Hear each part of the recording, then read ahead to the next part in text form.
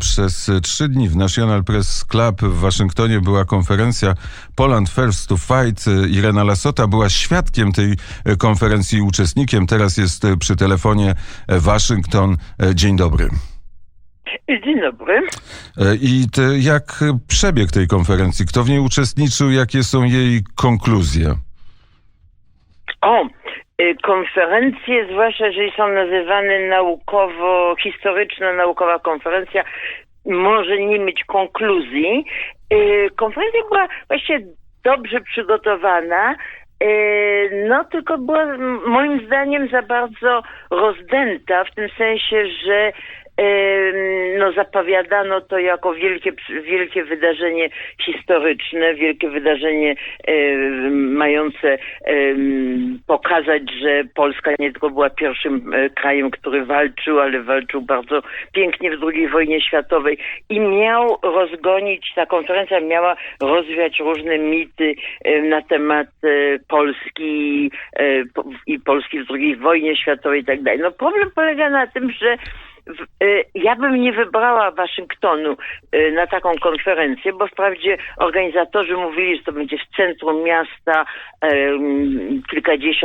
kilkaset metrów od Białego Domu, co też było prawdą, w bardzo takim prestiżowym budynku, ale prestiż polega na tym, że tam codziennie odbywa się kilkanaście konferencji, akurat w windzie były różne z nich ogłoszone, natomiast na sali, bardzo eleganckiej, bardzo wszystko było w porządku. Kiedy ja tam byłam na tych sesjach, było około 60 osób, z których 10 było prelegentami, którzy przyjechali. I właściwie nie zauważyłam nikogo, kto tam by wyglądał, może były jakieś parę, może 2 osoby, może 5, które nie były, tak powiem, z towarzystwa polskiego, czy z polskich organizacji. Wszyscy, bo z tego co zorientowałam się, 90% ludzi mówiło po polsku, więc takiego przełomu nie było, ale też bym się nie spodziewała tego przełomu. I rzeczywiście padały głosy na tej konferencji, że ileś tam procent Amerykanów nie wie, że Polska była pierwszą ofiarą wojny światowej, że iluś tam procent Amerykanów myśli, że Polacy obozy koncentracyjne, jest chyba jakieś 10 czy 12%, że Polacy urządzali te obozy koncentracyjne, ale to raczej świadczy o niskim poziomie szkół w Ameryce. Ja kiedyś tutaj, kiedy uczyłam na uniwersytecie, zresztą jezuickim, nauki polityczne, to jakoś widziałam w oczach studentów jakieś takie przerażenie, więc też im zrobiłam test, w którym akurat nie było polski, ale pytałam ich, co to jest Albania. To było jakieś 20-30 lat temu, ale trzeba powiedzieć, że chyba 2 osoby wiedziały, co to jest Albania. W Ameryce nie uczy się historii w liceach i w gimnazjach, nie uczy się geografii, więc nic dziwnego. Organizatorzy zapowiadali, że będzie to nakierowane na ludzi, którzy kreują opinię publiczną i tak dalej. Niestety to nie było.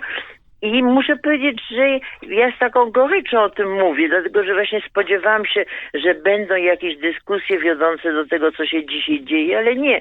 Konferencja, chociaż odbywała się w samym centrum, to o tej samej porze właśnie w okolicach Białego Domu były prezydent Lech Wałęsa spotykał się z wiceprezydentem Stanów Zjednoczonych Mike'em Pence'em, a poprzednie kilka dni w całym też Waszyngtonie, w różnych instytutach i tak dalej, obchodzono 30 lat upadku komunizmu, początku demokracji. Oni sami nie wiedzą dokładnie, co to było, gdzie mówiło się głównie o Węgrzech, o Polsce i zresztą jednym tchem też przesłuchania w kongresie. Tydzień przedtem już występował też Lech Wałęsa i różni inni uczestnicy tych przesłuchań. Jednym tchem mówili Turcja-Węgry-Polska, Turcja-Węgry-Polska. Mówili szczegółowo o Turcji, dużo o Węgrzech, o Polsce bardzo mało. Ja bym ja nawet nie chcę mówić, że co ja bym robiła, bo od razu ktoś usłyszy i będzie wydawał miliony z kolei znowu na tą Polską Fundację Narodową, a to nie tak się robi. Jednak próbowała gdzieś trafić do ludzi o tym, co się dzisiaj w Polsce dzieje i chyba też więcej bym mówiła na temat pod jakim ustrojem i z jakiego powodu Polska była między 44 i 89 roku, bo to, czego zupełnie też brakuje w analizach politycznych, to jest tego dlaczego coś się zmieniło w Polsce? Skąd przyszła ta cała demokracja i taka nieudana i populistyczna? To zresztą Wałęsa, były prezydent, tutaj był goszczony. Nie było nikogo innego, kto mógłby mu przeciwdziałać. I ja myślę, że jeżeli ktoś dba o tak zwane dobre imię Polski, to powinien również dbać o dobre imię Polski dzisiaj i na przykład przeciwstawiać się z dowodami temu, że w Polsce nie ma wolności słowa, że w Polsce nie ma niezależnego sądownictwa, że w Polsce wybory są demokratyczne i tak dalej. Więc tego brakuje. Czyli nasza konferencja, polska konferencja Poland First to Fight nie przebiła się do amerykańskich mediów. Nie udało nam się pokazać, jaka była Polska między 39 a 45 rokiem. No, wie pan, trudno mi tak powiedzieć stanowczo nie, ale powiedziałabym, to było rzeczywiście, wydano na to jakieś olbrzymie pieniądze, moim zdaniem, w tym sensie takim, wiem, że to były prywatne pieniądze, żadnych fundacji, ani tego. W komitecie organizacyjnym było bardzo dużo ludzi, był komitet wykonawczy, ale to wszystko... Może dlatego, że niektórzy organizatorzy naprawdę nie zdawali sobie sprawy, że przyjeżdżają do miasta, w którym codziennie jest kilka, jeżeli nie kilkanaście konferencji międzynarodowych i historycznych i politycznych. A ponieważ właśnie pan wspomniał przed naszą rozmową, bo słyszałam to, Białoruś i niewykluczony pakt białorusko-rosyjski, to dam przykład, że na przykład Białorusini się lepiej przygotowywali. Dzisiaj były bardzo ciekawe przesłuchania w kongresie, na które przyjechała opozycja z Białorusi i właśnie oni występowali, dawali dowody na wpływy Rosji na Białorusi, na eliminowanie języka białoruskiego, ale żeby pokazać, jak dynamiczne jest życie w Waszyngtonie, jutro odbywa się olbrzymia konferencja, która jest zapowiadana od dosyć dawna i na której będzie sporo ludzi właśnie z mediów, która jest taka prorosyjska, prołukaszenowska w organizacji, która próbuje mieć opinię antykomunistyczną, ale jest finansowana między innymi przez jakieś fundacje od Łukaszenki. To jest Jamestown Foundation i oni będą mieli bardzo dobrze zapowiedzianą i taką energiczną dyskusję na temat tego, właściwie jak dobrze jest na Białorusi i jak dobrze byłoby, żeby Ameryka jeszcze bardziej popierała. Więc to ja bym powiedziała, że mimo tych wszystkich wysiłków, bardzo szczerych moim zdaniem, tej Polonii amerykańskiej, która organizowała tę konferencję, mimo moim zdaniem bardzo nieudanych wysiłków Polskiej Fundacji Narodowej i różnych innych takich, to nie ma w sprawach polskich w Waszyngtonie jest głucho, jest cicho i moim zdaniem to, że znowu przeniesie się tutaj jakaś filia któregoś instytutu z Polski, nie wiem, Międzynarodowego Ośrodka Studiów czy Instytutu Międzynarodowego, to nic nie zmieni, jeżeli nie zmieni się tak zwanego podejścia i spojrzenia na to, czym jest Ameryka i jak się trafia do ludzi, którzy tworzą tutaj opinię publiczną. A czy jest tak, że rząd pana premiera Mateusza Morawieckiego utworzył jakąś nową instytucję w Waszyngtonie? Tutaj mniej więcej 2 lata temu był pan, który miał to zorganizować, taki polsko-amerykański biznesmen, który miał jakby wprowadzić to nowe powietrze do Waszyngtonu. Coś takiego się wydarzyło?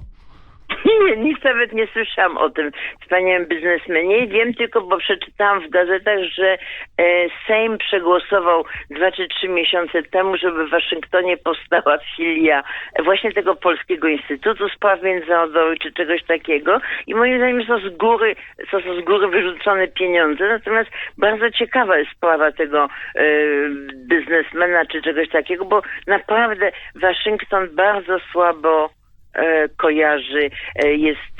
kojarzy, co się dzieje w Polsce i rzeczywiście ten trójczłon Turcja, Węgry, Polska występuje nagminnie. Ja tylko z przerażeniem czekam, że tam się jeszcze doda Koreę Północną i będzie można dalej posługiwać się to nie trójcą, już tylko czwórką. Chwaliła pani bardzo ambasadora Polski w Waszyngtonie. Bardzo, tak. I nadal to pani podtrzymuje. Absolutnie. Czymś innym jest rola. Ambasador nie jest od organizowania konferencji międzynarodowych na temat historii, bo podejrzewam, że nie ma ani funduszu, ani też ludzie nie spodziewają się, że ambasador jako przedstawiciel państwa jest organizatorem konferencji historycznych, tylko raczej bardziej propagandowych, więc dlatego moim zdaniem jest bardzo wiele spotkań, jest moim zdaniem Polska w kręgach politycznych. Teraz czymś innym są media, które żyją własnym życiem, a kręgi polityczne, które decydują o tym, czy Polska będzie szanowana, czy Polska będzie miała podpisane umowy i wizowe, i w sprawie energii, i w sprawie uczestnictwa w NATO, broń. To jest zupełnie co innego i tym zajmuje się ambasada, moim zdaniem bardzo, bardzo skutecznie. I pan ambasador również. Natomiast wszystkie inne znane mi ambasady krajów wschodnich mają wokół siebie takich obważanych właśnie organizacji, czy jakichś ludzi, klubów nawet. A moim właśnie, nie wiem, bo sam pan mówi, że ktoś miał przyjechać, ktoś miał coś zrobić. Wiem, że tu są jakieś właśnie, była cały czas przecież ta Polska tutaj funkcjonowała, czy funkcjonuje, bo o tym były artykuły w prasie kilka miesięcy temu, że właśnie wyrzucano pieniądze na Polską Fundację Narodową, która wynajęła jakąś grupę i właśnie ambasada nie może wynajmować grup lobbingowych. To się robi z Polski. I była grupa lobbingowa, która głównie zajmowała się wydawaniem pieniędzy i chyba, skoro i pan wspomniał ambasadę, to pamiętam, że tam w rachunkach tej fundacji, to znaczy się państwo Chodakiewiczowie i przyległości, na przykład podawali jako swoje imprezy jakieś lunchy organizowane w ambasadzie dla przedstawicieli środków masowego przekazu. No więc i to miało być takim skandalem, ale ponieważ wszystko w Polsce jest albo skandal za, albo przeciw jednej stronie barykady, to ja nawet nie wiem, czy do pana redaktora dotarły te informacje.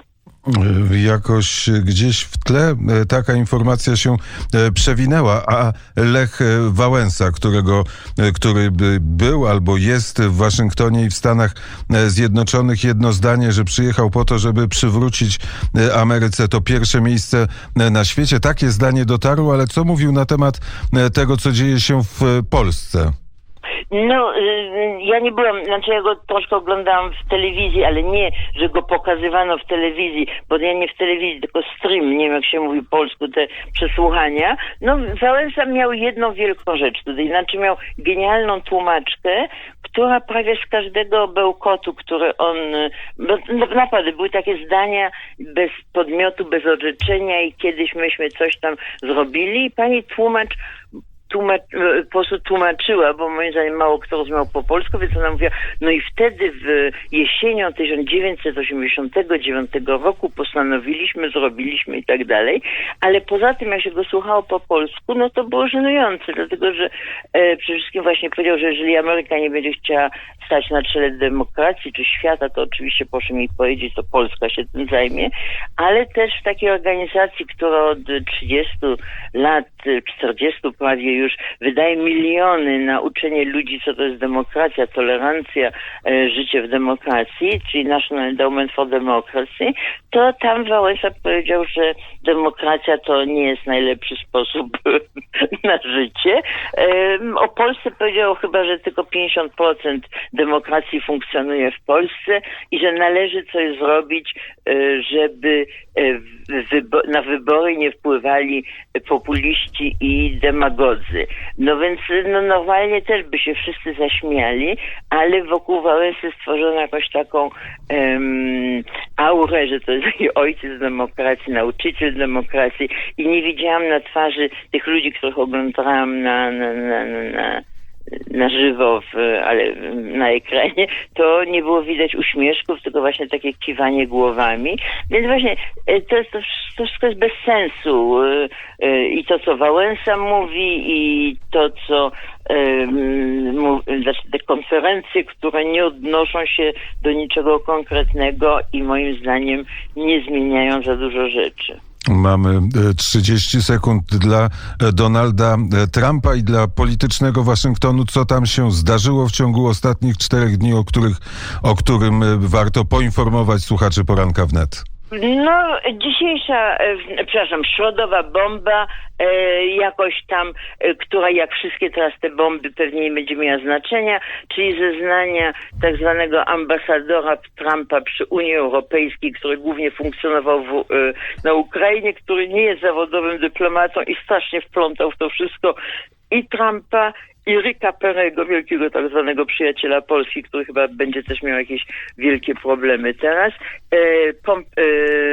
sekretarza stanu Pompeo i wiceprezydenta Pence'a, jakoś wciągnął ich wszystkich w to, że oni wszyscy zajmowali się tym, co się nazywa quid pro quo, czyli szantażem, że jak nie będziecie badać sprawy Bidena, to my wam nie damy broni. Powiedziała pani Irena Lassota, która broni nie ma, przynajmniej tak nam się wydaje, takiej czy ma pani? Mam, ale taką troszkę starożytną, powiedziałabym. Szable. No mam szablę, mam sztylet i nawet miałam bardzo stary pistolet, który pożyczyłam komuś, ale to był taki jeszcze kaukaski z XIX wieku i do których kul nie można znaleźć. Czyli można powiedzieć, po zęby uzbrojona Irena Lassota idzie spać i to będzie bezpieczna noc. Kolejna noc w Waszyngtonie i kolejny świt i kolejny dzień w Warszawie. Bardzo serdecznie dziękuję za rozmowę. Dziękuję, dobrego dnia. Jest godzina 7:31. Słuchają Państwa Poranka Wnet w Radiu Dwóch Stolic i Radiu Dwóch Prędkości. Za chwilę będziemy mieli prawdopodobnie połączenie z Hongkongiem, a teraz posłuchamy Electric Light Orchestra.